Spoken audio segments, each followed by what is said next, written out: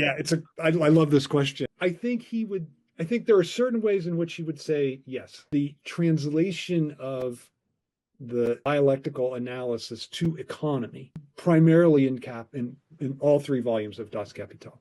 I think Hegel would think that's pretty great because Hegel's always saying, okay, how does a structure on its own produce the contradictions that will undermine it? That's all Marx is doing with Capital. So he's just saying, okay, these are the presuppositions upon which it, not things that, not a critique that I'm bringing from the outside, but its own presuppositions that it needs to work. And then I'm going to trace out what this means. So he might object to, just because he would say it's not scientific. And by scientific, he doesn't mean scientific in our sense, but that there's this German word Wissenschaft, which means for them that both science, philosophy, and science.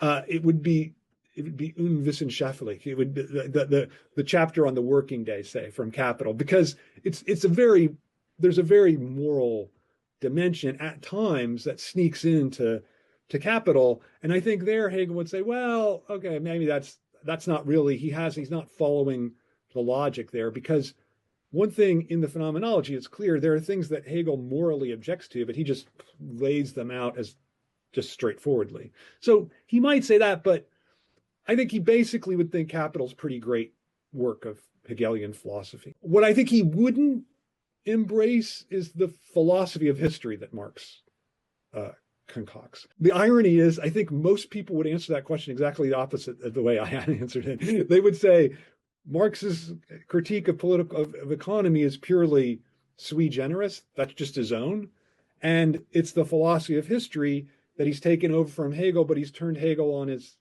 back on his feet because he thought Hegel's thought on his head, and because he's an idealist, and he turned him on his feet, and then material forces are what's driving history.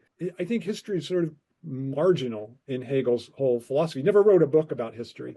There are collected lectures by Hegel. We have no notes even from Hegel himself. So I am very reluctant to have put a lot of faith in what's called the philosophy of history. So I just don't think, and it came very late.